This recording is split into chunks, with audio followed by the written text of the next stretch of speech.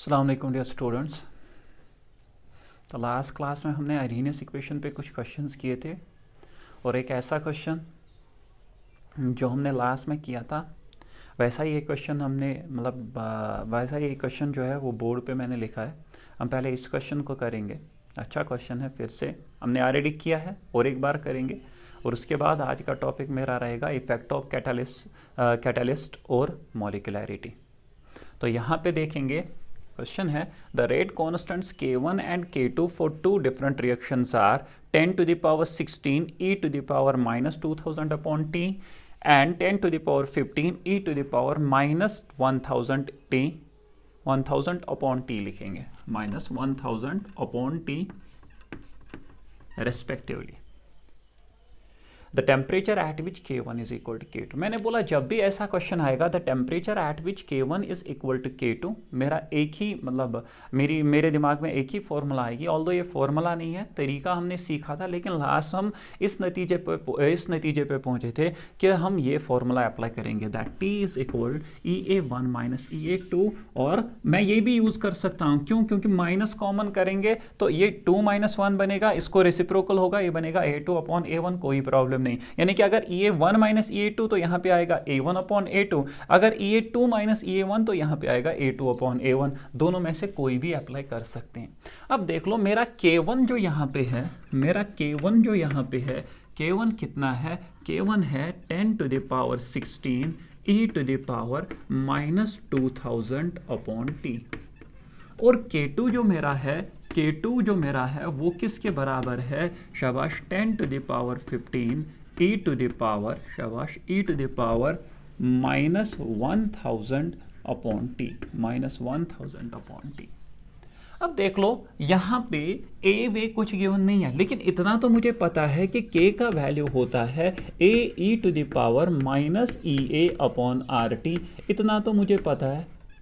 अब कंपेयर करेंगे तो K1 में ये जो A1 निकलेगा, आप देख लो मैंने बोला है ऑलरेडी, E से पहले जो भी टर्म है वो है A, यानी कि A1 का वैल्यू निकला 10 to the power 16। अब देख लो e टू द पावर यहां पे क्या है? माइनस 2000 अपॉन टी, यहां पे क्या है? e का power minus E A upon R T. तो क्या मैं ऐसे लिख सकता हूं माइनस 2000 अपॉन टी और minus E A upon R T का वैल्यू क्या होगा? सेम। जब हम इन दोनों को कंपेयर करेंगे माइनस 2000 अपॉन टी और minus E A upon R T, इसके हिसाब तो मैं EA1 लिखूंगा, क्योंकि K1 है तो मैं EA1 इसका नाम रखूंगा EA1। अब देख लो T एंड T, ये T मल्टीप्लाई होगा यहाँ पे तो T एंड T कैंसिल होगा, माइनस और माइनस भी कैंसिल होगा, तो EA1 अपॉन आर का वैल्यू क्या होगा? EA1 अपॉन आर का वैल्यू निकलेगा 2000। EA1 अपॉन आर का वैल्यू निकलेगा 2000 और मैं ऐसे लिखूंगा EA1 का वैल्यू निकलेगा 2000R। EA1 का वैल्यू निकलेगा 2000R। अब देख लो यहां पे देखेंगे, इसको इसके साथ कंपेयर करेंगे तो A2 का वैल्यू, E से पहले जो भी टर्म है वो है A2 का वैल्यू आएगा 10 to the power 15। और हाँ, ये जो पूरी E का पावर है, ये जो पूरा E का पावर है दैट इज, ये जो पूरी टर्म है that is minus 1000 upon T, ये किसके बराबर आएगा? माइनस ई ए। अब 1 के बदले में लिखूंगा 2 अपॉन आर टी, यानी कि पावर जो होगा वो E का पावर यहाँ पे और E का पावर यहाँ पे, जब हम कंपेयर करेंगे तो सेम होगा। Again minus and minus will go, T and T will go, तो 1000 आएगा किसके बराबर? EA2 upon are. तो EA2 का वैल्यू क्या निकलेगा? EA2 का वैल्यू निकलेगा 1000R। EA2 का वैल्यू निकलेगा 1000R। आई होप आप लोगों को ये समझ में आया होगा। तो ये इंपॉर्टेंट था, बाकी फॉर्मूला तो से वही है जो हम ऑलरेडी पढ़ चुके हैं। T इज इक्वल, अब EA1 के बदले क्या लिखेंगे? 2000R माइनस EA2 के बदले क्या लिखेंगे? 1000R upon R into 2.303 log of A2 के बदले क्या लिखेंगे? A2 के बदले लिखेंगे, A1 है पहले, A1 के बदले क्या लिखेंगे? 10 to the power 16 और A2 के बदले लिखेंगे 10 to the power 15। A1 is 10 to the power 16 और A2 है 10 to the power 15। अब देख लो इसको मैं ऐसे लिख सकता हूं T इज इक्वल 2000 माइनस 1000 और R को बाहर निकालेंगे कॉमन अपॉन r इंटू शाबाश r into 2.303 log of 10 to the power 16 minus 15. bases are same, powers will get subtracted. तो नीचे 15 ऊपर बनेगा -15. तो r and r will go, t का वैल्यू निकलेगा शाबाश, t का वैल्यू 2000 माइनस 1000 इज 1000 अपॉन 2.303 और ये आएगा log 16, 10 to the power 16 minus 15 is 1. तो ये आ जाएगा log 10. log 10 इज 1, तो ये आएगा log 10 का वैल्यू क्या होता है 1, तो ये आएगा 1000 upon 2.303 kelvin will be the answer. 1000 upon temperature का वैल्यू क्या निकलेगा, टेम्परेचर हमेशा केल्विन में होता है तो यहाँ पे भी मुझे टेम्परेचर केल्विन में निकलेगा, तो 1000 upon 2.303 kelvin will be the answer. और इसका ऑप्शन भी यही है. तो आई होप आप लोगों को ये क्वेश्चन समझ में आया होगा. इसमें द इम्पोर्टेंट थिंग वॉज ये कि कैसे हम इसको कंपेयर करेंगे. जैसे यहाँ पे मैं और एक चीज़ लिखूंगा, मुझे k का वैल्यू गिवन है, 2.5 into 10 to the power 9 e to the power minus for example 1500 upon t. आप मुझे बोलो अरहीनियस कांस्टेंट, तो अगेन मुझे पता है k का value a e to the power minus E A upon R T होता है. एक तो आपको एक्टिवेशन एनर्जी निकालनी है, दूसरा आपको अरहीनियस कांस्टेंट निकालना है. तो e से पहले जो भी टर्म होती है दैट इज अरहीनियस कांस्टेंट. तो सीधे a का वैल्यू निकलेगा 2.5 into 10 to the power 9. Suppose मैंने ये एग्जाम्पल एक ली, और e का पावर जो होता है और यहाँ पे e का पावर, ये इनको इक्वेट कर लो, तो माइनस 1500 अपॉन टी यहां पे है और यहां पे क्या है minus E A upon R T. तो minus and minus will go, T and T will go. तो एक्टिवेशन एनर्जी का वैल्यू आएगा 1500 इंटू आर. फिर आर का वैल्यू सब्स्टिट्यूट करेंगे. अगर एक्टिवेशन एनर्जी कैलोरीज में चाहिए तो आर का वैल्यू 2 लेंगे, एक्टिवेशन एनर्जी जूल्स में चाहिए तो आर का वैल्यू लेंगे क्या 8.314. तो आप इस चीज़ को कॉपी करोगे. मैं और एक क्वेश्चन दिखाऊंगा, फिर हम अगले टॉपिक पे अपने अगले टॉपिक पे आ जाएंगे.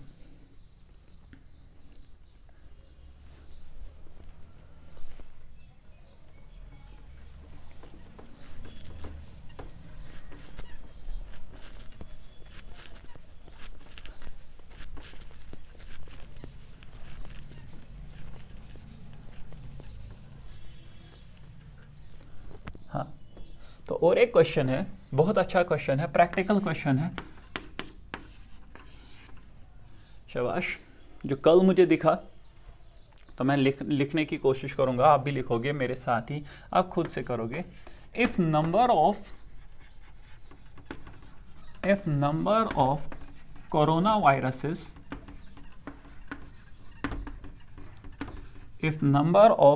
वायरसेस डाइंग, ऐसे लिखेंगे, in A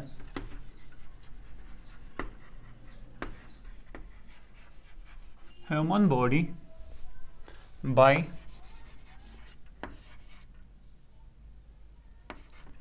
suppose Covishield vaccine is given by minus dn by dt is equal to 5 times n, where n is the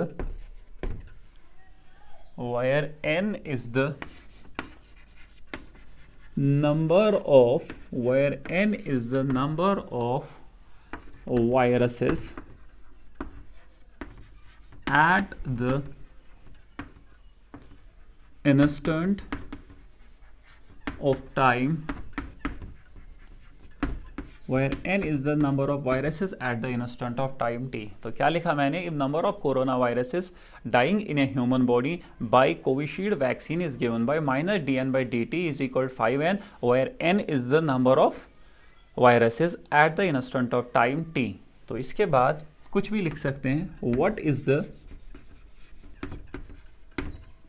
what is the time, पहला लिखेंगे required to kill half of the total viruses. Second question मैं लिखूंगा what is the time required to kill, suppose half के बदले लिखेंगे 90% of the total viruses. तो I hope सबसे पहले देखेंगे, हाँ सही है, दिख रहा है पूरा। तो आप क्या करोगे, आप क्वेश्चन को लिखोगे। अब देख लो, if the number, chemical kinetics का क्वेश्चन भी है, ये फिजिक्स का क्वेश्चन भी है। फिजिक्स में जब आप न्यूक्लियर पढ़ोगे वहाँ का क्वेश्चन भी है, लेकिन मुझे फिजिक्स के साथ कुछ नहीं है। मैं इसको कंसिडर करूँगा केमिस्ट्री का क्वेश्चन। मुझे एक चीज़ गिवन है, that is -dN/dt is equal to Kn। क्या आप लोगों ने कभी -dC/dt is equal to Kc देखा है? मुझे बोलो इसका मतलब क्या है। -dC/dt होती थी रेट इज इक्वल टू, ये यहाँ पे है 5 है ना, -dC/dt is a rate is equal to K into C is concentration to the power 1। तो ये इक्वेशन किसके लिए होती थी, अगर आपको याद होगा, ये होती थी जब ऑर्डर होता था 1। तो इसका मतलब क्या है, यहाँ पे n का पावर 1 है, यहाँ पे n का पावर 1 है, ये रेट है, rate is equal to K into concentration to the power n। तो इसका मतलब क्या है, यहाँ पे ऑर्डर जो है ये 1 है। तो इस इक्वेशन से पता चलता है कि ये फर्स्ट ऑर्डर है। अगर यहाँ पे लिखा होता 5n स्क्वायर तो ये होती सेकेंड ऑर्डर। अगर यहाँ पे ओनली लिखा होता 5 तो ये थी जीरो ऑर्डर, क्योंकि -dC/dt is equal to K होता है जीरो ऑर्डर में। सिंस यहाँ पे 5n लिखा है तो इसका मतलब है यहाँ पे है, इसका ऑर्डर है 1। तो अब, और इसका एक तो ऑर्डर 1 है, और ये जो टर्म होती है कॉन्सेंट्रेशन से पहले, ये K का वैल्यू क्या होता है, ये मतलब ये कांस्टेंट क्या होता है K, और इस इक्वेशन से मुझे पता चलता है कि K का वैल्यू है 5।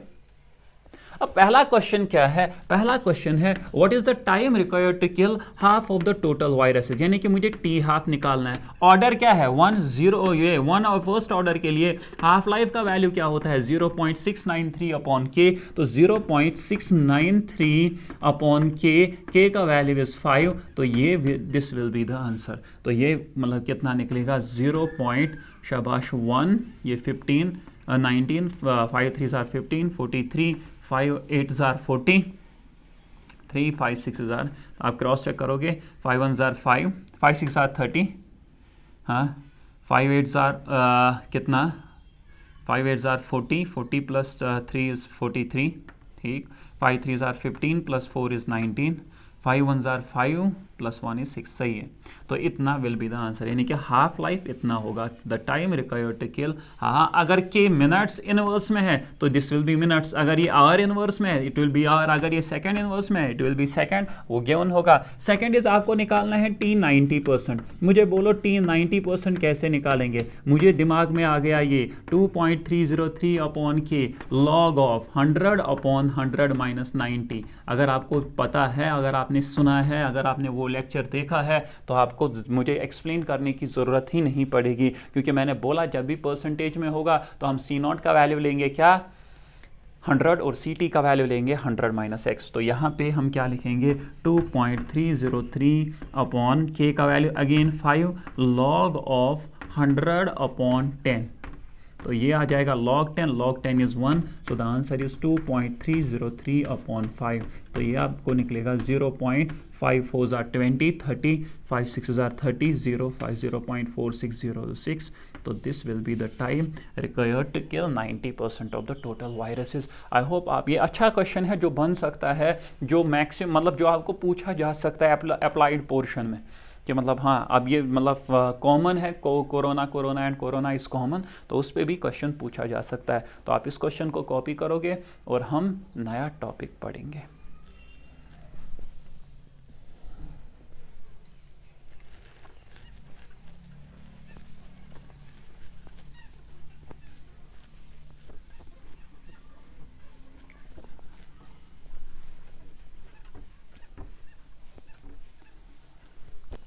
हाँ, तो हमारा अगला टॉपिक क्या है, हमारा अगला टॉपिक है इफेक्ट ऑफ कैटालिस्ट। हमारा अगला टॉपिक जो है that is effect of catalyst. शाबाश। तो इफेक्ट ऑफ कैटालिस्ट से पहले, इफेक्ट ऑफ कैटालिस्ट मेरा टॉपिक है, इफेक्ट ऑफ कैटालिस्ट।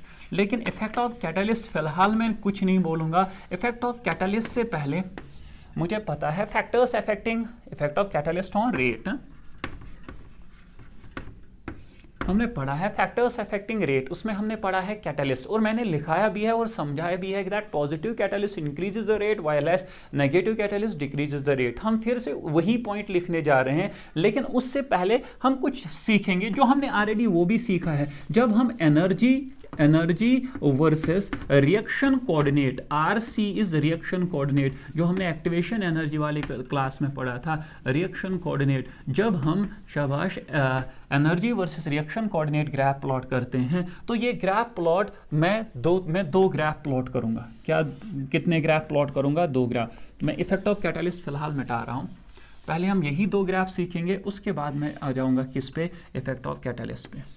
तो एक ग्राफ ये भी है energy versus reaction coordinate, energy versus reaction coordinate, energy versus reaction coordinate. समझना अच्छे से, क्योंकि यहां से एक बहुत सिंपल क्वेश्चन पूछा जाता है, very very and very simple question. तो सबसे पहले मुझे पता है ये रिएक्टेंट है, और रिएक्टेंट से प्रोडक्ट ऐसे यहाँ से ये पाथ फॉलो करता है, यानी कि ये रिएक्टेंट था और ये मेरा प्रोडक्ट है, और यहाँ पे ये है अल्फा। अल्फा को मैं नाम रखता हूँ एक्टिवेटेड कॉम्प्लेक्स। तो अल्फा लिखना इज नॉट ज़रूरी, आप बस एक्टिवेटेड कॉम्प्लेक्स लिख लो, कोई परेशानी नहीं है, एक्टिवेटेड कॉम्प्लेक्स। दूसरा ग्राफ तो ये भी हो सकता है ना कि ये है रिएक्टेंट और ये है प्रोडक्ट, यानी कि प्रोडक्ट जो है वो रिएक्टेंट से नीचे है। देखो ये 2 ग्राफ, अगेन ये है अल्फा, और अल्फा मेरा क्या है? ये मेरा है शाबाश activated complex. Alpha is again activated complex, या हाई एनर्जी कॉम्प्लेक्स, या ट्रांजिशन स्टेट भी लिख सकते हो, आपकी अपनी मर्जी है, हमने सीखा है। अब देख लो यहाँ पे एनर्जी ऑफ यहाँ से लेके यहाँ तक, हम मुझे पता है यहाँ से लेके यहाँ तक ये वाला पोर्शन जो है ये है एनर्जी ऑफ रिएक्टेंट्स। अब मैं इसको यहाँ पे ऐसे लिखूंगा कि ये है एनर्जी ऑफ रिएक्टेंट्स, और यहां से लेके यहां तक, यहां से लेके यहां तक ये क्या है? ये है एनर्जी ऑफ प्रोडक्ट्स। और मैंने बोला था कि अगर हम इसको ऐसे देखेंगे तो यहां से यहां तक, ऊपर से नीचे तक ये है रिएक्टेंट की एनर्जी, और यहां से यहां तक है प्रोडक्ट की एनर्जी। आप मुझे बोलो रिएक्टेंट की एनर्जी और प्रोडक्ट की एनर्जी, शाबाश, रिएक्टेंट की एनर्जी और प्रोडक्ट की एनर्जी में एनर्जी ज्यादा किसकी है? Energy of products is greater than energy of reactants, energy of products is greater than energy of reactants। तो पहला वाला केस जो है उसमें हमने प्रोडक्ट की एनर्जी रिएक्टेंट की एनर्जी से ज्यादा रखी। अब जब हम दूसरे की बात करेंगे, अगेन यहां से यहां तक इज, शाबाश, यहां से यहां तक इज एनर्जी ऑफ रिएक्टेंट्स, शाबाश, यहां से यहां तक क्या? असल में ये अगर हम इसको आगे लेंगे तो यहां से यहां तक is energy of reactants, energy of reactants, शाबाश, और यहां से यहां तक this is energy of products, यहां से यहां तक इज ईपी। तो मैं ऐसे इसको बोल सकता हूं कि यहां से यहां तक इज एनर्जी ऑफ प्रोडक्ट्स। तो इस केस में energy of products is less than energy of reactants, इस केस में रिएक्टेंट की एनर्जी। तो दोनों ग्राफ जो है दिखने में एक जैसे हैं, लेकिन एक केस में रिएक्टेंट की एनर्जी कम है, दूसरे केस में रिएक्टेंट की एनर्जी ज्यादा है। अब देख लो, मुझे दो टाइप्स ऑफ रिएक्शंस मुझे पता है, एक है endothermic reaction, second is exothermic reaction. और एंडोथर्मिक रिएक्शन का मतलब क्या है? वो रिएक्शन जिसमें नेट हीट एब्जॉर्ब होती है, और एक्सोथर्मिक रिएक्शन का मतलब है वो रिएक्शन जिसमें नेट हीट जो है वो रिलीज होती है।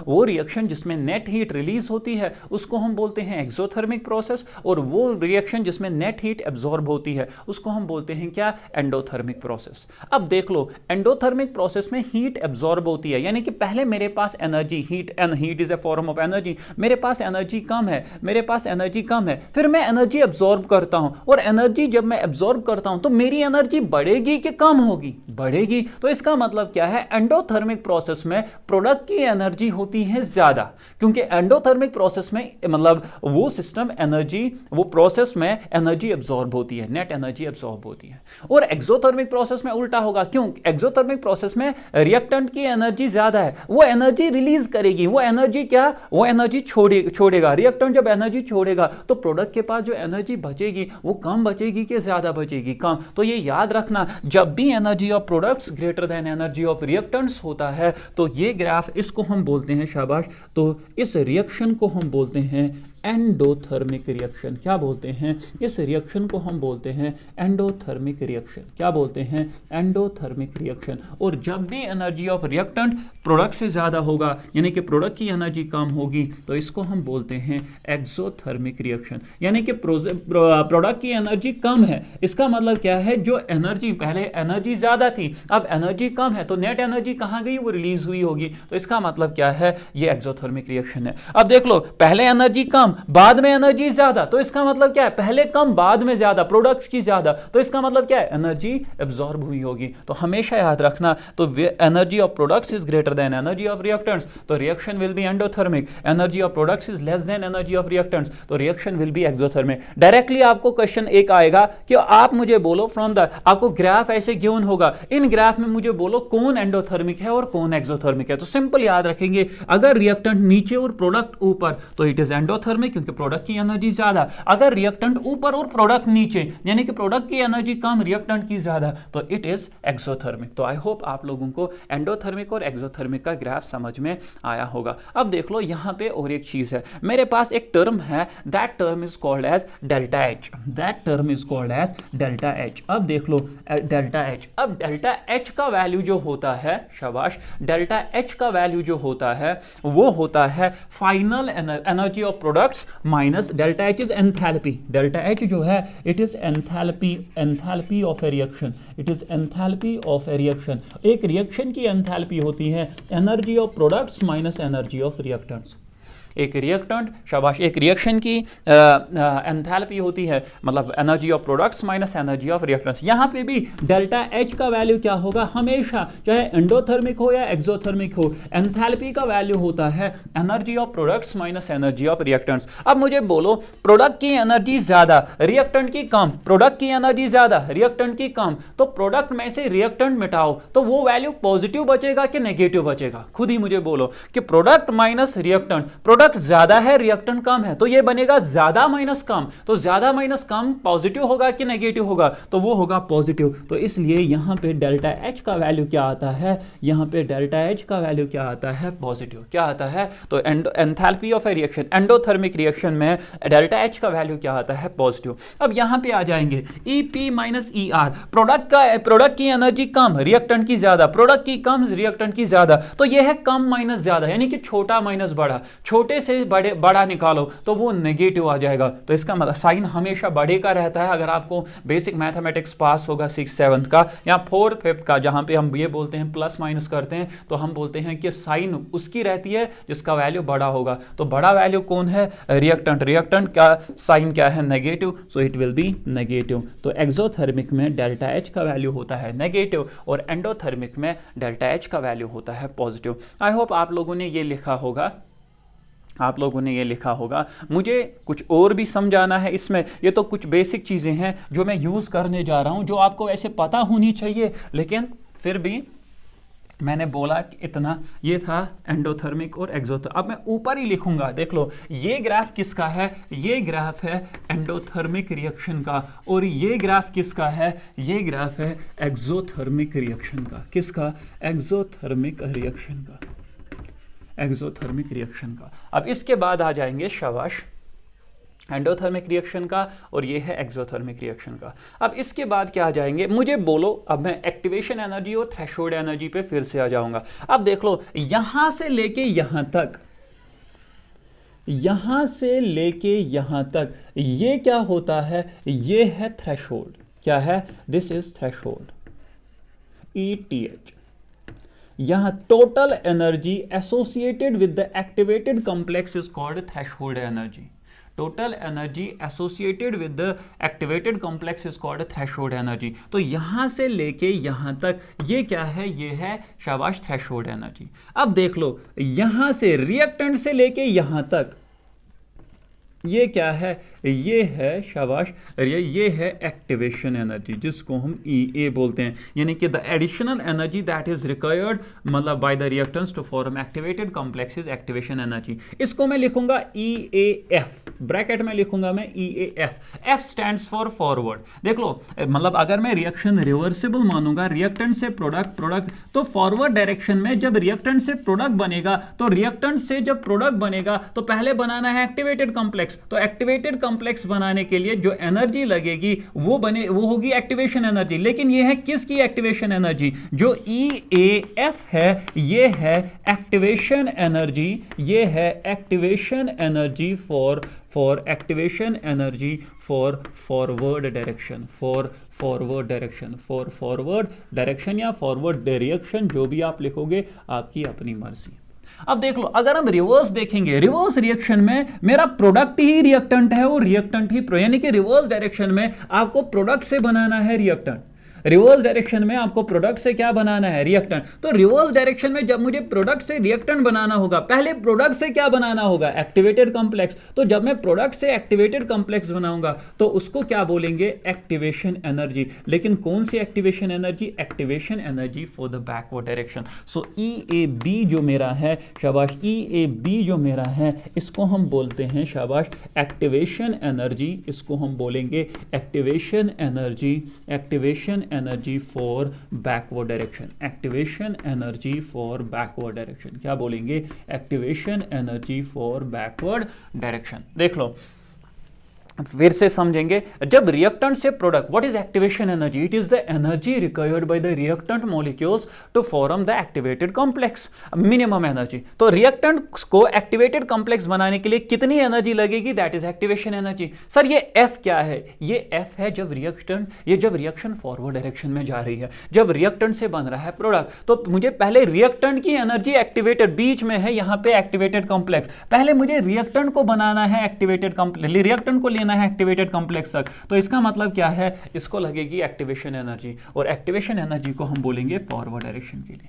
अब जब रिवर्स की बात होगी, रिवर्स में क्या होगा? प्रोडक्ट से मुझे रिएक्टेंट बनाना है, तो रिवर्स में उल्टा है ना, रिवर्स में रिएक्टेंट, प्रोडक्ट ही रिएक्टेंट है और रिएक्टेंट ही प्रोडक्ट है। यानी कि रिवर्स में मुझे प्रोडक्ट से रिएक्टेंट बनाना है, मुझे रिवर्स डायरेक्शन में आना है। लेकिन प्रोडक्ट से रिएक्टेंट भी डायरेक्टली नहीं बनेगा, पहले प्रोडक्ट से बनाना पड़ेगा एक्टिवेटेड कॉम्प्लेक्स। तो जब मैं प्रोडक्ट से बना रहा हूं एक्टिवेटेड कॉम्प्लेक्स, उसको भी क्या बोलेंगे? Activation energy. लेकिन प्रोडक्ट से जब एक्टिवेटेड कॉम्प्लेक्स बनेगा तो उसको बोलेंगे activation energy for backward direction. Similarly, हाँ, यहां पे देख लो, यहां पे देख लो। अब क्या ये विजिबल है नीचे वाला पोर्शन? हाँ, अभी मेरे पास है एक दो लाइन्स। अब देख लो, क्या मैं लिख सकता हूं, अच्छे से सुनना, क्या मैं लिख सकता हूं? ETH, that is threshold energy. ETH is यहां से लेके यहां तक, इसका वैल्यू होगा एनर्जी इन द, शाबाश, energy of the reaction, energy of the, मतलब reactants, sorry, energy of the reactants plus activation energy of the, यानी कि यहां से यहां तक प्लस यहां से यहां तक ये जो एनर्जी, यानी कि energy of reactants plus activation energy of forward direction. क्या मैं लिख सकता हूं? Energy of reactants plus activation energy of forward direction. Again, यहां से लेके यहां तक इज थ्रेशोल्ड एनर्जी। यहां थ्रेशोल्ड एनर्जी को मैंने दो मतलब एनर्जीज में स्प्लिट किया, यहां से यहां तक इज एनर्जी ऑफ रिएक्टेंट्स और यहां से लेके यहां तक is activation energy for forward direction. यहां से लेके यहां तक इज एक्टिवेशन एनर्जी फॉर तो energy of reactants plus activation energy of forward direction is equal to threshold energy. और आप तो ऐसे भी लिख सकते हो ना, threshold energy is also equal to, threshold energy is also equal, हाँ, threshold energy is also equal, शाबाश। अब मैं इस साइड से आ जाऊंगा, यहां से यहां तक क्या है? Energy of products, energy of products plus activation energy of backward direction, यानी कि यहां से लेके यहां तक प्लस यहां से लेके यहां तक, यहां से यहां प्लस यहां से यहां, ये क्या है? ये भी है ना टोटल एनर्जी। तो मैं लिख सकता हूं energy of products plus activation energy, लेकिन कौन सी? Of backward direction. Energy of products plus activation energy of backward direction, energy of products plus activation energy of backward direction. अब देख लो, फिर से मैं रिपीट कर रहा हूं, मैं फिर से क्या कर रहा हूं? रिपीट। मैंने क्या बोला? यहां से लेके यहां तक इज थ्रेशोल्ड एनर्जी, यहां से लेके यहां तक इज थ्रेशोल्ड एनर्जी। अब थ्रेशोल्ड एनर्जी को मैं लिख सकता हूं यहां से लेके यहां तक is energy of reactants plus यहां से लेके यहां तक is forward activation energy of forward direction. तो ये एनर्जी प्लस ये एनर्जी इज इक्वल टू ये टोटल एनर्जी। हाँ, तो threshold energy that is total energy is equal to energy of reactants plus activation energy of, लेकिन यही energy होगा ना energy of products plus activation energy of backward direction, energy of products plus activation energy of backward direction. अब देख लो, क्या मैं ऐसे लिख सकता हूं, सिंस ये भी थ्रेशोल्ड एनर्जी है और ये भी थ्रेशोल्ड एनर्जी है, इन दोनों से क्या मैं ये लिख सकता हूं, शाबाश, इन दोनों से क्या मैं ये लिख सकता हूं दैट, शाबाश, energy of products plus activation energy of backward direction is equal to energy of reactants plus activation energy of forward direction plus activation energy of forward direction. मैंने क्या बोला दैट ये भी थ्रेशोल्ड एनर्जी, ये भी threshold energy, तो EP plus EAB is equal to ER plus EAB। तो इन दोनों को कंपेयर करने के बाद तो इसको मैं मानूंगा 1, इसको मानूंगा मैं 2। सो मैं ऐसे लिखूंगा फ्रॉम फर्स्ट एंड सेकंड, ऊपर आप लिख सकते हो from first and second, from first and second we get, हमें क्या मिला, हमें ये मिला दैट ये भी थ्रेशोल्ड एनर्जी, ये भी थ्रेशोल्ड एनर्जी, दोनों का वैल्यू क्या होगा, बराबर। अब इस रिएक्टेंट को इस साइड लेके आओ, क्या मैं इस ऐसे लिख सकता हूं, energy of products minus energy of reactants is equal to activation energy of forward direction minus activation energy of backward direction. क्या मैं लिख सकता हूं, हाँ। मैंने क्या किया, रिएक्टेंट को इस साइड लाया तो ये माइनस हुआ, और बैकवर्ड को इस साइड लिया, ये क्या हुआ, ये यहां पे माइनस हुआ, तो ये बन गया EP minus ER is equal to EAF minus EAB। अब देख लो, EP माइनस ER इसको क्या बोलेंगे, डेल्टा H। अभी तो मैंने देखा energy of products minus energy of reactants को क्या बोलेंगे, delta H। Delta H is equal to, क्या निकला value, delta H is equal to EAF minus EAB। Delta H is equal to EAF minus EAB। तो आप इस चीज को करोगे कॉपी। मैं फिर से बता रहा हूं, तो मैंने क्या बोला, थ्रेशोल्ड एनर्जी होगा energy of reactants plus activation energy of forward direction, यही थ्रेशोल्ड एनर्जी होगा energy of products plus activation energy of backward direction. तो सिंस ये भी थ्रेशोल्ड, इन दोनों का सम भी थ्रेशोल्ड, इन दोनों का सम भी थ्रेशोल्ड, तो इसका मतलब है इन दोनों का सम और इन दोनों का सम बराबर होगा। EP plus EAB is equal to ER plus EP plus EAB is equal to ER plus EAF। अब रिएक्टेंट को इस साइड लाया तो ये बन गया EP माइनस ER, EAB को उस साइड लिया तो ये बन गया EAF minus EAB। EP minus ER, अभी मैंने बोला प्रोडक्ट की एनर्जी माइनस रिएक्टेंट की energy is enthalpy, that is delta H is equal to EAF minus EAB। तो आप इस चीज को क्या करोगे, कॉपी, इस चीज को कॉपी। मैं एग्जैक्ट 100% वहां पे भी यही, मतलब वहां पे भी समझाऊंगा, क्या वहां पे सेम आएगा कि डिफरेंट आएगा, सेम ही आएगा, वो हम फिर वहां पे समझेंगे। हाँ, तो लिखा, पॉज करके आप लिखोगे। अब यहां पे देख लो, यहाँ पे देख लो, यहाँ की बात करेंगे जो मैंने, शाबाश, जो एक्सोथर्मिक है। अब देख लो, यहाँ से यहाँ तक इज अगेन, अब मतलब अच्छे से सुनना, ये आपको खुद ही अब आना चाहिए। ये है थ्रेशोल्ड एनर्जी और ये है रिएक्टेंट की एनर्जी, और रिएक्टेंट से जब क्या बनेगा, शाबाश, रिएक्टेंट से जब क्या बनेगा, रिएक्टेंट से जब एक्टिवेटेड कॉम्प्लेक्स बनेगा, that is activation energy of forward direction, बिल्कुल जो मैंने यहाँ पे बोला। सिमिलरली यहां से यहां तक इस प्रोडक्ट की एनर्जी, और यहां से यहां तक इस प्रोडक्ट से बन रहा है एक्टिवेटेड कॉम्प्लेक्स, तो this is activation energy for backward direction, ये बराबर यहां तक है, टॉप तक activation energy for backward direction. अब देख लो यहां पे ETH that is threshold energy. Threshold energy again होगा ना energy of reactants plus activation energy, energy of reactants plus activation energy of forward direction, and similarly and threshold energy का और एक value आ जाएगा इस side, energy of products plus activation energy of backward direction. Since ये भी threshold, ये भी threshold, 100% same, कोई डिफरेंस नहीं। बस यहाँ पे लास्ट में एक चीज मैं बोलूंगा, तो मैं ऐसे लिख सकता हूं EP plus EAB is equal to EAF plus ER, यानी कि इन दोनों का सम और इन दोनों का सम बराबर। ER इस साइड लाएंगे तो अगेन ये वही बनेगा, EP minus ER is equal to EAF minus EAB। तो again delta EP minus ER is delta H, और डेल्टा H का वैल्यू आएगा EAF minus EAB। Delta H का वैल्यू आएगा EAF माइनस EAB, विजिबल है, हाँ डेल्टा एच का value आएगा, डेल्टा एच का वैल्यू यहाँ पे भी EAF माइनस EAB, वहाँ पे भी EAF minus EAB, EAF minus EAB। तो आप इस चीज़ को क्या करोगे, कॉपी, इस चीज़ को कॉपी करोगे।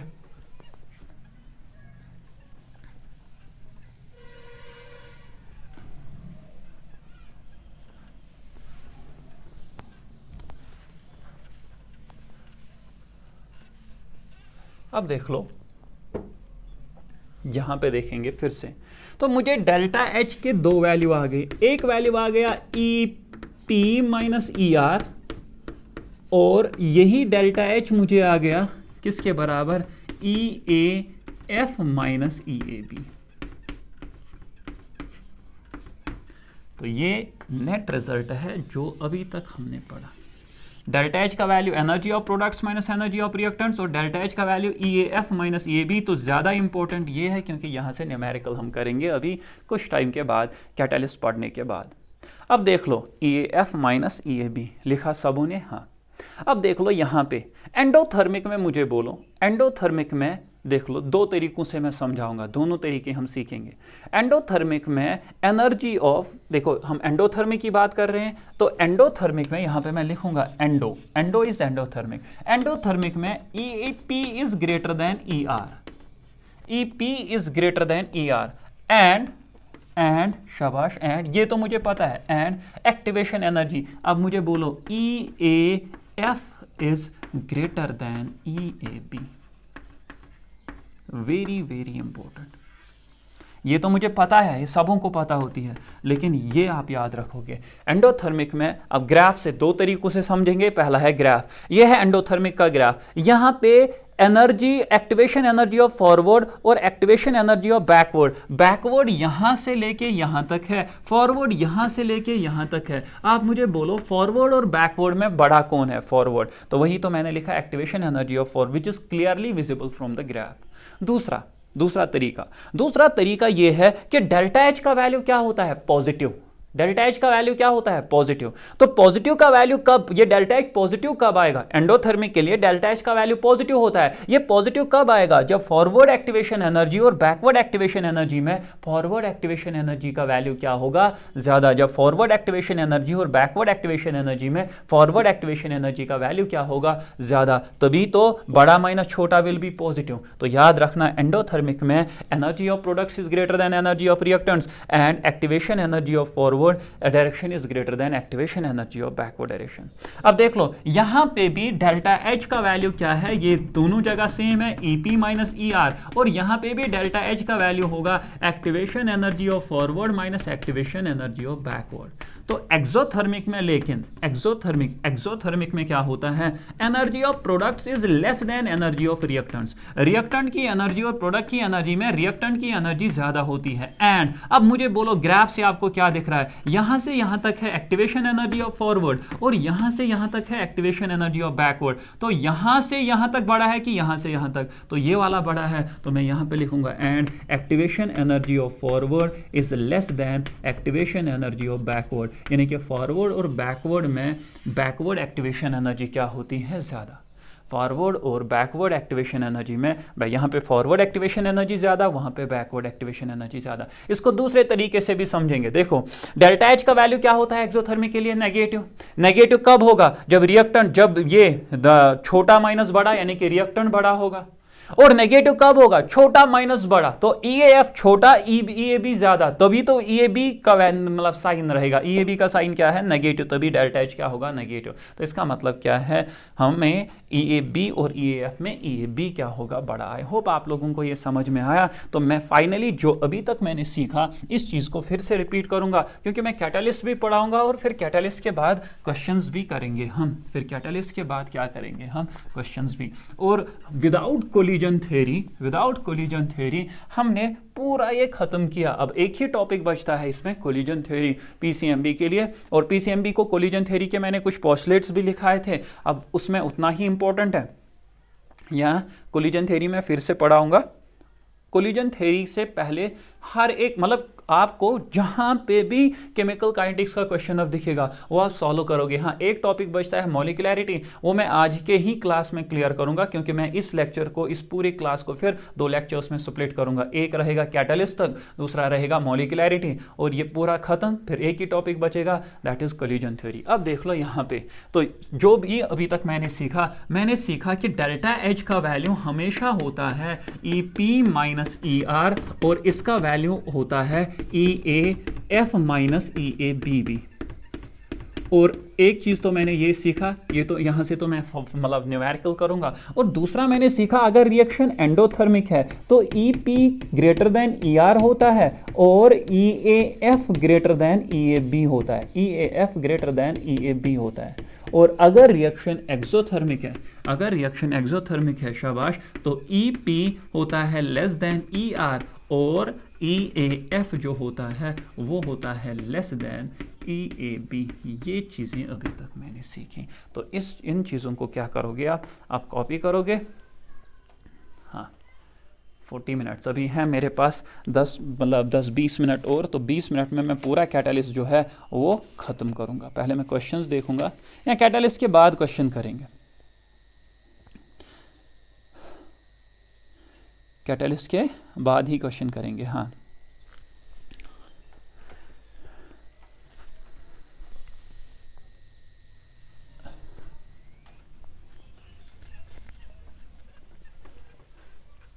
आप लिखो इफेक्ट ऑफ कैटालिस्ट, क्योंकि कैटालिस्ट को 2 मिनट लगेंगे, फिर क्वेश्चन करेंगे हम। Effect of catalyst, effect of catalyst on the rate. अब देख लो, शाबाश। जब मैं एनर्जी वर्सेस आरसी, अब आपको पता है रिएक्शन कोऑर्डिनेट ग्राफ प्लॉट करता हूं, तो ग्राफ ऐसा कुछ आता है। सबसे पहले मुझे बोलो, ये एक्सोथर्मिक के लिए है कि एंडोथर्मिक के लिए? जल्दी आप मुझे बोलोगे कि ये एक्सोथर्मिक के लिए ग्राफ है कि एंडोथर्मिक के लिए ग्राफ है, जल्दी। तो हम किसी के लिए भी बना सकते हैं, मैंने किसी एक के लिए बनाया, आप मुझे बोलो एक्सोथर्मिक है कि एंडोथर्मिक है। ये है एनर्जी ऑफ रिएक्टेंट्स, ये है एनर्जी ऑफ प्रोडक्ट्स। तो आपको क्या दिख रहा है, रिएक्टेंट की ज़्यादा कि प्रोडक्ट की ज़्यादा? रिएक्टेंट की ज़्यादा। रिएक्टेंट की ज़्यादा कब होती है? जब रिएक्शन क्या होगी, एक्सोथर्मिक। तो ये ग्राफ किसके लिए है? एक्सोथर्मिक के लिए। अच्छा, ये ग्राफ किसके लिए है? ये ग्राफ है एंडोथर्मिक, क्योंकि यहाँ पे एनर्जी ऑफ रिएक्टेंट्स कम और एनर्जी ऑफ प्रोडक्ट्स क्या है, ज़्यादा। अब देख लो, मुझे बार बार यही नहीं समझाना है, ये आप लोगों को समझ में आया होगा। अब देख लो, मुझे इसके साथ भी कुछ नहीं है,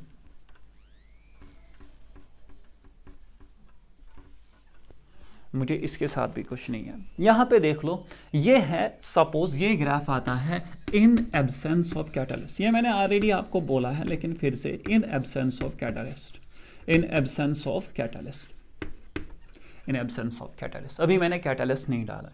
अब कैटालिस्ट जो है, अब मैं कैटालिस्ट डालने के बाद ये ग्राफ ऐसे आता है, सपोज, या तो ऐसे आएगा या तो ऐसे आएगा।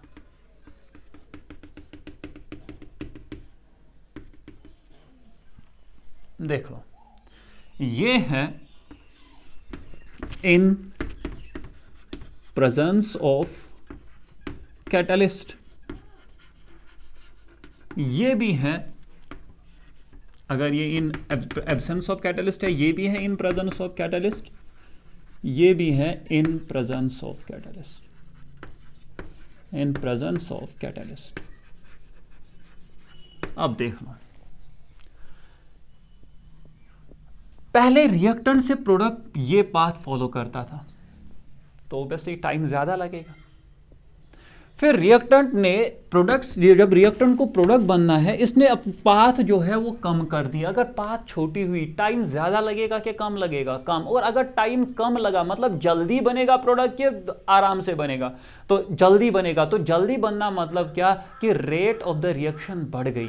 तो जब रेट ऑफ द रिएक्शन बढ़ जाती है तो उसको हम बोलते हैं पॉजिटिव कैटालिस्ट। तो ये वाला है इन प्रेजेंस ऑफ पॉजिटिव कैटालिस्ट। मैंने आपको ऑलरेडी पॉजिटिव और नेगेटिव कैटालिस्ट के बारे में बोला है। तो पॉजिटिव कैटलिस्ट का काम है वो पाथ को छोटा करता है। पाथ को छोटा करने को हम टेक्निकली क्या बोलेंगे, यहां से यहां तक थी पहली एक्टिवेशन एनर्जी, ये थी एक्टिवेशन एनर्जी। जब भी मैं एक्टिवेशन एनर्जी की बात करूंगा, ओनली एक्टिवेशन एनर्जी, इसका मतलब है activation energy in forward direction.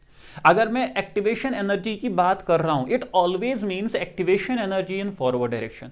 इसका मतलब activation energy in backward direction नहीं है। अगर मैं मेरे मुंह से निकला कभी या एग्जामिनर ने लिखा है activation energy of the backward direction या फॉर द बैकवर्ड रिएक्शन, तब हम बैकवर्ड ही लेंगे। लेकिन अगर उसने सिंपल एक्टिवेशन एनर्जी लिखा है तो इसका मतलब क्या है, ये फॉरवर्ड के लिए ही है। तो एक्टिवेशन एनर्जी जो पहले थी, एक्टिवेशन एनर्जी थी, शाबाश, एक्टिवेशन एनर्जी थी पहले इतनी।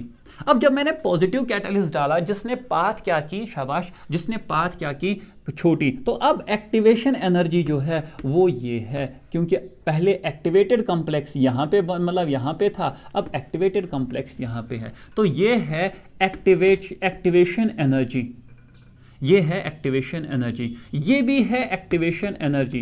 तो इसको मैं लिखूंगा प्लस, इसको मैं लिखूंगा सिंपल एक्टिवेशन एनर्जी। अब देख लो, EA और EA प्लस में, EA और EA प्लस में बड़ा कौन है, EA और EA प्लस में EA बड़ा है। Activation energy in absence of catalyst बड़ा है।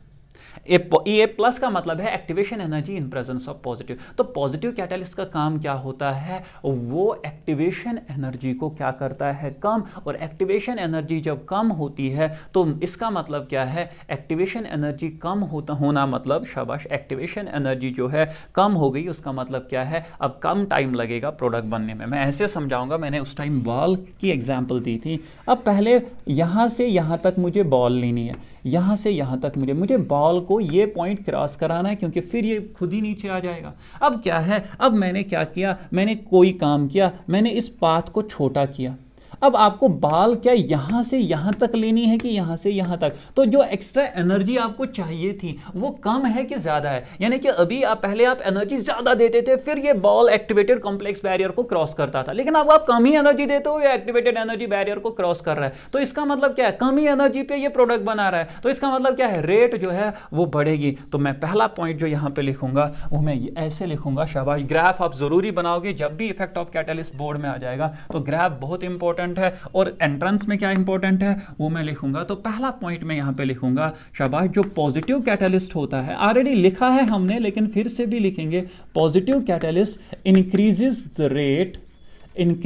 Rate by decreasing activation energy, by decreasing activation energy, by decreasing activation energy, यानी कि in presence of positive catalyst activation energy कम होती है और रेट जो है वो ज्यादा होती है। Second is in presence of negative catalyst. अब देख लो, यहां से यहां तक ये अब एक्टिवेशन, ये भी तो एक्टिवेशन एनर्जी है, लेकिन इसको मैं लिखूंगा EA माइनस, माइनस मतलब इन presence of negative catalyst. Negative catalyst का दूसरा नाम होता है इनहिबिटर, ऑलरेडी पढ़ चुके हैं हम। नेगेटिव कैटलिस्ट का दूसरा नाम होता है इनहिबिटर। अब देख लो, in presence of negative catalyst, negative catalyst के in presence of negative catalyst क्या होगा, कैटलिस्ट का इफेक्ट ऑलरेडी पढ़ चुके हैं हम, मुझे एक दो पॉइंट एक्स्ट्रा बोलने हैं। अब जिन लोगों ने नहीं पढ़ा है उनके लिए मैं कुछ पॉइंट्स लिखूंगा, अगर बोर्ड में क्वेश्चन आया तो कैसे लिखेंगे, बस बाकी हम ऑलरेडी पढ़ चुके हैं। ये नेगेटिव देख लो, शाबाश, यहां से यहां तक एक्टिवेशन एनर्जी EA और EA नेगेटिव में, EA और EA नेगेटिव में बड़ा कौन होता है, EA नेगेटिव। EA नेगेटिव मतलब नेगेटिव कैटलिस्ट एक्टिवेशन एनर्जी को बढ़ा देता है, यानी कि पहले आपको अगर कुछ एनर्जी चाहिए प्रोडक्ट बनाने के लिए, नेगेटिव कैटलिस्ट मतलब नेगेटिव कैटलिस्ट आपकी एनर्जी को, शाबाश, इन presence of negative catalyst activation energy बढ़ जाती है। ये एक्टिवेटेड कॉम्प्लेक्स बैरियर क्रॉस करने के लिए आपको एक्स्ट्रा और एनर्जी देनी है। तो और एनर्जी देना मतलब आपको कम टाइम लगेगा कि ज्यादा टाइम लगेगा, ज्यादा टाइम लगेगा, यानी कि ये पाथ को बढ़ा रहा है तो टाइम जो है वो ज्यादा लगेगा। तो मैं दूसरा पॉइंट ऐसे लिखूंगा, नेगेटिव कैटलिस्ट क्या करता है, शाबाश, नेगेटिव कैटलिस्ट क्या करता है, नेगेटिव कैटलिस्ट जिसको हम इनहिबिटर भी बोलते हैं, नेगेटिव कैटलिस्ट जिसको हम इनहिबिटर भी बोलते हैं, डिक्रीजेस रेट। ये ऑलरेडी लिख चुके हैं हम, फिर से मैं बता रहा हूं, मैंने उस टाइम एग्जांपल भी दी थी, शाबाश, कैसे, डिक्रीजेस रेट बाय, शाबाश, by increasing activation energy, by increasing activation energy, by increasing activation energy, क्या बात। सो नेगेटिव कैटलिस्ट क्या करता है, ये रेट को क्या करता है, डिक्रीज, लेकिन एक्टिवेशन एनर्जी क्या करता है, इंक्रीज। एक्टिवेशन एनर्जी क्या करता है, इंक्रीज। तो आप अब इसके बाद क्या है, और एक पॉइंट में यहां पे लिखाऊंगा। अब देख लो, यहां से यहां तक, यहां से यहां तक ये है थ्रेशोल्ड एनर्जी। क्या है, थ्रेशोल्ड एनर्जी। अब देख लो, यहां से इन presence of positive catalyst threshold energy का वैल्यू भी क्या हुआ, कम, क्योंकि पॉजिटिव कैटलिस्ट ने पाथ को छोटा किया। और इन presence of negative catalyst, negative catalyst में तो थ्रेशोल्ड एनर्जी का वैल्यू यहां से लेके यहां तक है। तो अगर एक्टिवेशन एनर्जी कम हो रही है, मैं ब्रैकेट में लिखूंगा ETH also decreases, ETH also decreases. Positive catalyst से, मतलब इन presence of positive catalyst threshold energy also decreases. और यहां पे मैं लिखूंगा ETH also increases, ETH also increases, ETH also increases. आई होप आप लोगों को समझ में आया। यहां से लेके यहां तक नॉर्मल थ्रेशोल्ड एनर्जी थी। तो पॉजिटिव कैटलिस्ट में ये एक्टिवेशन एनर्जी, ये एक्टिवेटेड कॉम्प्लेक्स यहीं पे है। तो इसका मतलब है यहां से यहां तक है ये थ्रेशोल्ड एनर्जी। तो पहली थ्रेशोल्ड एनर्जी और पॉजिटिव कैटलिस्ट की थ्रेशोल्ड एनर्जी क्या सेम है? Positive catalyst in presence of positive catalyst जो थ्रेशोल्ड एनर्जी क्या सेम है? नहीं, पहली तो ज्यादा है, दूसरी क्या है, कम। तो वही तो मैंने लिखा, पॉजिटिव कैटलिस्ट से थ्रेशोल्ड एनर्जी क्या होती है, कम। अब देख लो, नेगेटिव की बात करेंगे। पहली थ्रेशोल्ड एनर्जी यहां तक, लेकिन नेगेटिव की थ्रेशोल्ड, जब हम नेगेटिव कैटलिस्ट डालते हैं तो थ्रेशोल्ड एनर्जी यहां तक। तो नेगेटिव कैटलिस्ट की थ्रेशोल्ड क्या है, इन presence of negative catalyst threshold energy क्या है, ज्यादा। तो वही मैंने बोला कि threshold energy ETH also increases. यहां आप इसको ऐसे भी समझ सकते हो। ETH का वैल्यू क्या होता है, ER plus activation energy of forward direction, या EP plus activation energy of backward direction. ER तो चेंज नहीं होगा, एनर्जी यहां से यहां तक ये वैल्यू चेंज नहीं हो रहा है, ये तो कांस्टेंट, ये तो फिक्स्ड है। अब देख लो, in presence of positive catalyst activation energy कम हो रहा है, तो इसका मतलब है थ्रेशोल्ड एनर्जी भी कम होगा। इन presence of negative catalyst activation energy बढ़ रही है, तो इसका मतलब है थ्रेशोल्ड एनर्जी भी बढ़ेगी। तो वही मैंने बोला, एक्टिवेशन एनर्जी इंक्रीज हो रही है, थ्रेशोल्ड एनर्जी भी इंक्रीज होगी। एक्टिवेशन एनर्जी डिक्रीज हो रही है, थ्रेशोल्ड एनर्जी भी डिक्रीज होगी। तो ये पॉइंट आप लोगों ने लिखे होंगे, ग्राफ आप बनाओगे, शाबाश। इसके बाद जो मैं पढ़ाने जा रहा हूँ, जो मैं लिखाने जा रहा हूँ, वो बहुत ज़्यादा इंपॉर्टेंट है। तो पॉइंट 3 मैं फिर से ग्राफ बनाऊंगा, शाबाश। पॉइंट 3 इज ये है। अब मैं यहां पे लिखूंगा पॉजिटिव कैटलिस्ट और ये था मेरा नेगेटिव कैटलिस्ट। ये मैं लिखूंगा AB एब्सेंस ऑफ कैटलिस्ट। अब देख लो, यहां पे फिर से समझेंगे। पॉइंट 3 इज मेरे पास स्टेट फंक्शन होती है। देर आर मतलब ऑलरेडी थर्मोडाइनमिक्स में हम पढ़ते हैं दो टाइप, एक है state function, second is path function. State function is that depends upon initial and final positions, that is independent upon any function that is independent upon path is called as state function। जो path dependent नहीं होती है, जो only depend करता है कि initial position क्या है और final position क्या है, जो ओनली डिपेंड करता है कि इनिशियल पोजीशन क्या है और फाइनल। जैसे डिस्प्लेसमेंट की बात करेंगे, उससे आपको ज़्यादा अच्छे से समझ में आएगा। डिस्प्लेसमेंट सुना है, डिस्प्लेसमेंट से समझाऊंगा मैं फिजिक्स नहीं पढ़ा रहा हूँ, मैं डिस्प्लेसमेंट से समझाऊंगा। अब देख लो, ये है पॉइंट A, ये यहाँ से फाइनल पोजीशन इसकी यहाँ पे है, तो डिस्प्लेसमेंट है यहाँ से यहाँ तक। अब देख लो, अब ये यहाँ से यहाँ तक ऐसे आया है, ऐसे आया है, या घूम के आया है, ऐसे आया है, ऐसे आया है। डिस्प्लेसमेंट तो हमेशा शॉर्टेस्ट डिस्टेंस होगी, इन दोनों के बीच में डिस्टेंस होगी। तो इसका मतलब क्या है कि ये डिस्प्लेसमेंट पाथ डिपेंडेंट नहीं है, ये ओनली डिपेंड करता है पहली पोजीशन और लास्ट पोजीशन पे। तो इसका मतलब क्या है, ये एक स्टेट फंक्शन है यहाँ पे, लेकिन डिस्प्लेसमेंट को भूल जाओ। आई होप आप लोगों को समझ में आया होगा कि स्टेट फंक्शन क्या है, that only depends upon initial and final positions and is independent upon path. अब देख लो, इनिशियल पोजीशन क्या है, रिएक्टेंट, ये फाइनल पोजीशन क्या है, प्रोडक्ट। अब देख लो, इंडिपेंडेंट अपॉन पाथ, पाथ मतलब कैटलिस्ट का काम क्या है, पाथ चेंज करना। कैटलिस्ट का काम क्या है, पाथ चेंज करना। तो अगर कैटलिस्ट से पाथ चेंज होती है, क्या initial and final position change होती है? नहीं। तो अगर catalyst initial and final position जो है चेंज नहीं करता है, ओनली पाथ चेंज करता है, तो स्टेट फंक्शन तो डिपेंड करती है बस इनिशियल और फाइनल पोजीशन पे। स्टेट फंक्शन तो पाथ पे डिपेंडेंट नहीं है। तो इसका मतलब क्या है, स्टेट फंक्शन को कैटलिस्ट से कोई फर्क नहीं पड़ेगा। तो पॉइंट लिखेंगे, शाबाश। A very important as far as entrance is concerned, a catalyst does not alter a state function. A catalyst does not alter a state function. ये state function को क्या करता है? चेंज नहीं करता है.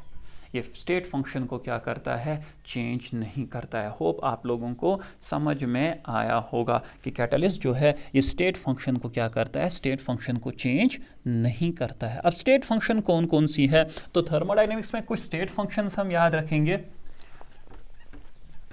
स्टेट फंक्शंस तो मैं यहाँ पे ऐसे H G sir during MS was working with UV was working नहीं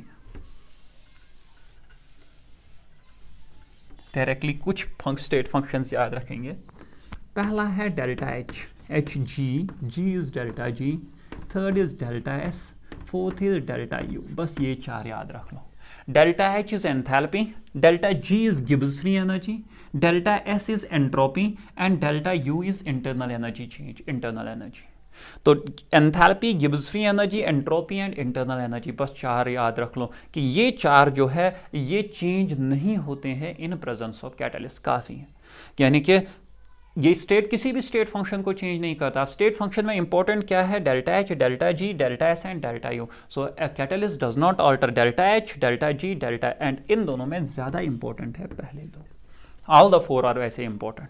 सो डेल्टा एच जो है शाबाश. तो कैटलिस्ट से डेल्टा एच पे कोई फर्क नहीं पड़ेगा क्योंकि डेल्टा एच क्या है? स्टेट फंक्शन है. तो और एक पॉइंट, फोर्थ पॉइंट आप लिखोगे, a catalyst कैटलाइजेस, a catalyst कैटलाइजेस only, a catalyst catalyzes only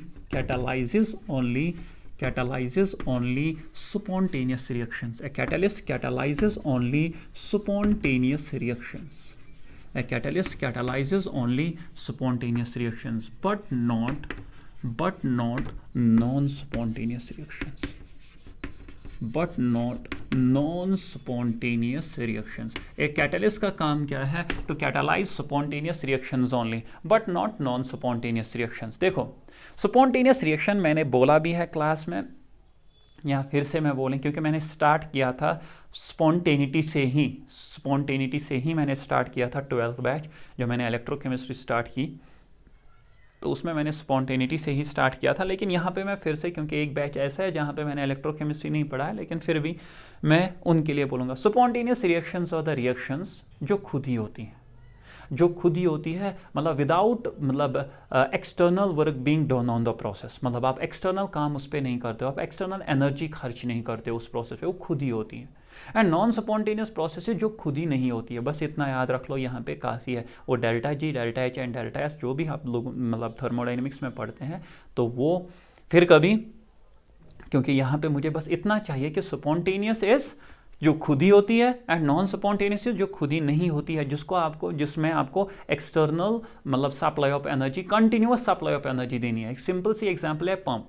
जो घर में नीचे से मुझे ऊपर टैंकी में पानी लेना होता है, तो मैं पंप का यूज़ करता हूँ, जिसको हम कश्मीरी में मोटर बोलते हैं. तो मोटर उसमें यूज़ होता है, लेकिन उसको असल में वो पंप होता है. तो पंप का काम क्या होता है? पानी नीचे से ऊपर चढ़ाना. अब क्या है, शाबाश, अगर मैं मतलब उस पंप को बंद करूँगा, अब मैं मोटर ही बोलूँगा, उस मोटर को क्या करूँगा? बीच में ही बंद. क्या पानी नीचे से ऊपर खुद ही जाएगा? नहीं. तो वो डिपेंड करता है. या अगर मतलब लाइट चली गई, मोटर का तो कोई काम ही नहीं है, क्या पानी खुद ही नीचे से ऊपर जाएगा? नहीं. तो इसका मतलब क्या है? इसका मतलब ये है कि उसके लिए मुझे कंटिन्यूअस सप्लाई ऑफ एनर्जी की ज़रूरत पड़ती है. तो वो क्या है? वो एक नॉन स्पॉन्टेनियस प्रोसेस है.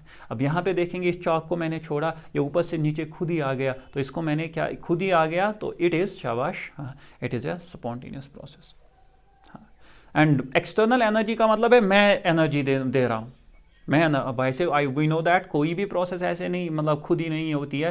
मतलब हर एक प्रोसेस के पीछे कुछ ना कुछ रीज़न होता है. तो वो रीज़न जो है वो क्या है क्या नहीं है, उतना डिटेल में हम नहीं जाएंगे, फिलहाल इतना काफ़ी है. अब मुझे बोलो कि वो रिएक्शन जो होगी ही नहीं, कैटलिस्ट का काम क्या है? टू इंक्रीज द रेट और to decrease the rate, rate को बढ़ाना या रेट को कम करना। तो पहले रिएक्शन तो होनी चाहिए ना, फिर जाके मैं देखूंगा कि मैं कैटलिस्ट, देखो मतलब फॉर एग्जांपल मैंने क्लास में आपको बोला था कि दो लड़कों को आपस में लड़ना है, उनको लड़ाई करनी है, तो पहले अगर लड़ाई उनको करनी है फिर जाके तीसरा आ जाएगा, वो इसको बोलेगा कि उसने आपके बारे में ये बोला एंड दूसरे को बोलेगा कि उसने आपके बारे में ये बोला, तो उससे लड़ाई जल्दी होगी। तो लड़ाई जल्दी होगी, लेकिन तब जब पहले लड़ाई इन दोनों के बीच में हो रही मतलब होगी।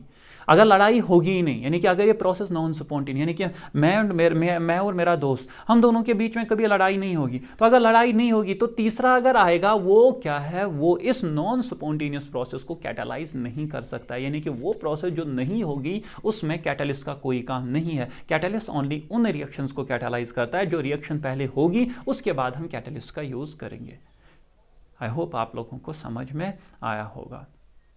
देखो मुझे यहाँ से श्रीनगर जाना है तो मैं यूज़ कर रहा हूँ, तो अब यहाँ पे अगर मुझे जाना है तो इट इज़ स्पॉन्टेनियस, तो कोई मुझे गाड़ी दे रहा है, तो गाड़ी दे रहा है मतलब वो गाड़ी कैटलिस्ट का काम कर रही है, तो मेरी स्पीड बढ़ गई, मैं रेट बढ़ गई। लेकिन मुझे यहाँ से श्रीनगर जाना ही नहीं है, कोई मुझे गाड़ी दे रहा है कि नहीं श्रीनगर जाओ, तो कैटलिस्ट तो आ रहा है लेकिन मुझे जाना ही नहीं है, मैं क्यों उस गाड़ी को यूज़ करूं? तो कैटलिस्ट का कोई काम नहीं है अगर रिएक्शन नॉन स्पॉन्टेनियस है। So it catalyses only spontaneous reactions but not non spontaneous reactions. तो आप ये 4 पॉइंट्स याद रखोगे for the catalyst. I hope आप लोगों को ये समझ में आ गया दोस्तों। This was the effect of catalyst. तो कैटलिस्ट के इफेक्ट के बाद मैं 1-2 क्वेश्चंस दिखाऊंगा सच दैट जो भी हमने अभी तक पढ़ा वो क्लियर हो, और उसके बाद हम आ जाएंगे मॉलिक्यूलैरिटी पे। किस पे आ जाएंगे? मॉलिक्यूलैरिटी पे।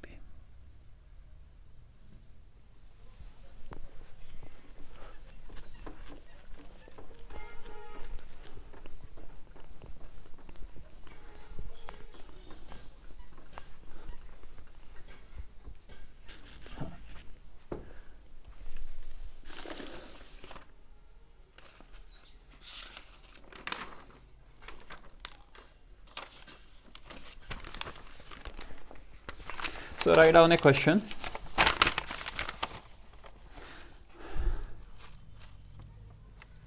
Question is,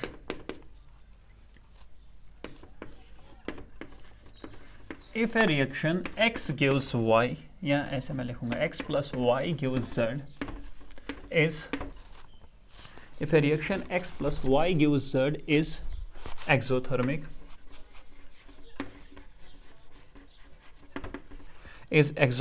to the extent of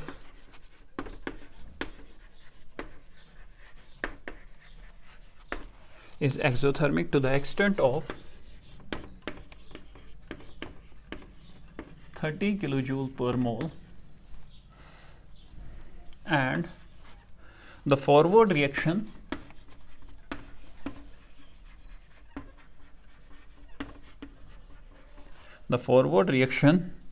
has activation energy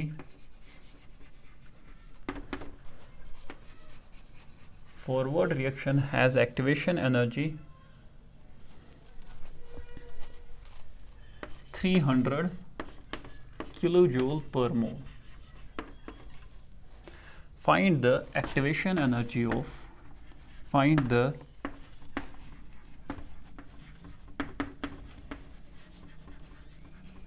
activation energy for reverse reaction. Find the activation energy for reverse reaction. देख लो, reaction x plus y gives z is exothermic to the extent of 30, तो इसका मतलब क्या है? Delta H is equal, it is exothermic to the extent of 30 kilojoules, मतलब exothermic, तो delta H का value है 30 kilojoule per mole. Delta H का वैल्यू कितना है? 30 किलोजूल पर मोल।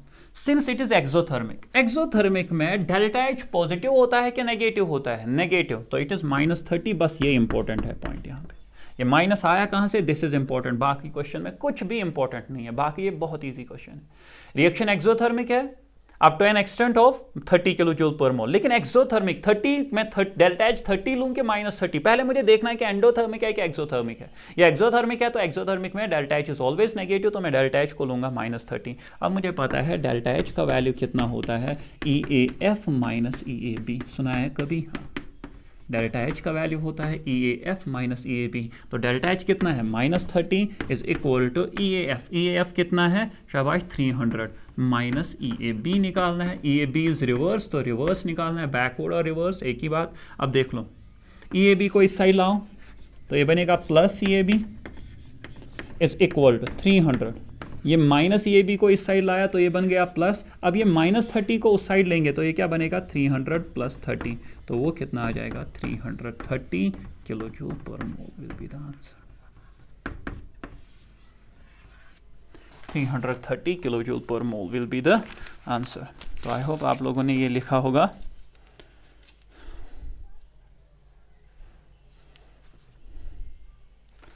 हाँ, one more question is,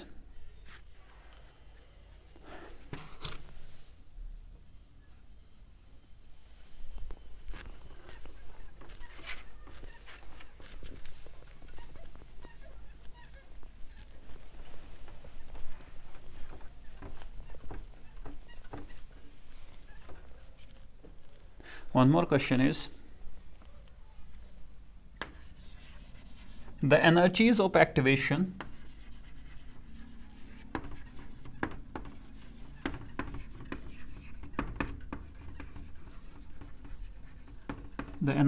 activation for forward and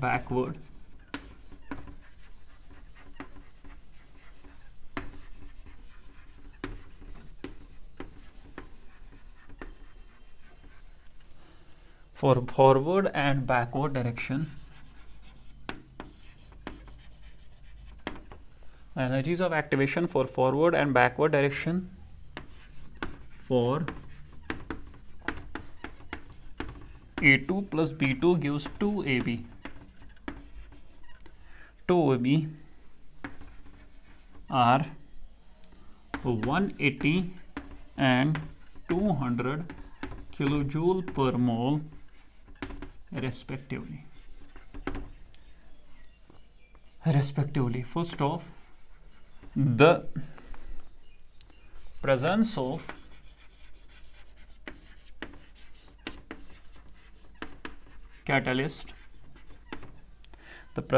catalyst lowers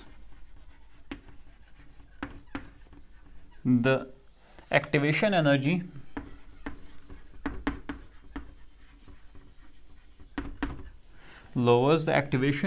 for both forward and backward reactions by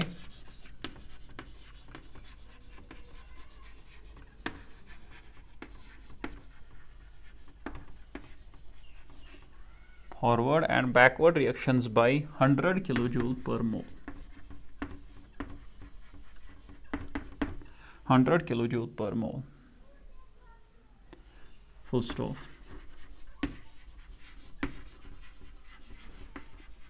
The enthalpy change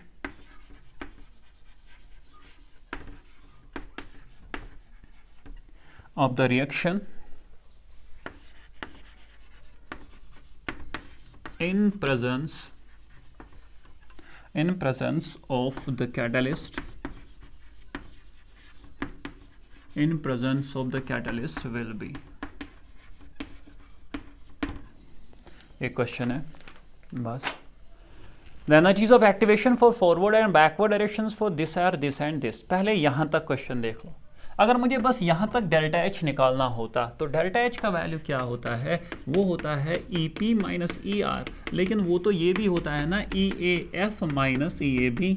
अब मुझे EAF minus EAB given है, तो EAF कितना है, फॉरवर्ड के लिए कितना है, शाबाश 180 minus 200। 180 minus 200 is -20 kilo joule per mole. तो एंथैल्पी चेंज कितनी है, -20 kilo joule per mole. Endothermic या एक्सोथर्मिक, माइनस आ गया तो एक्सोथर्मिक। अब क्या है, the presence of catalyst lowers the activation energy for both forward and backward reactions by 100 kilojoule per mole. Delta H state function है कि नहीं है? सो मुझे पता है डेल्टा एच क्या है, state function.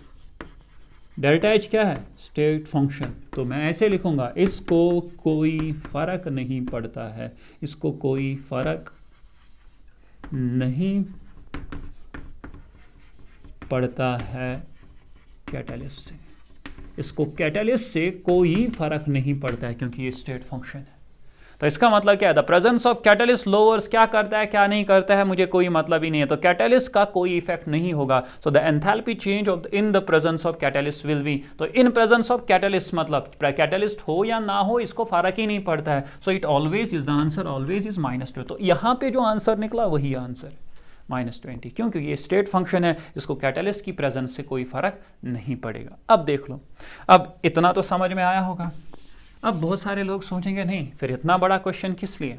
The presence of catalyst lowers the activation energy for both forward and backward reactions by 100। अब डेल्टा एच का वैल्यू क्या होगा, EAF minus EAB in presence of catalyst.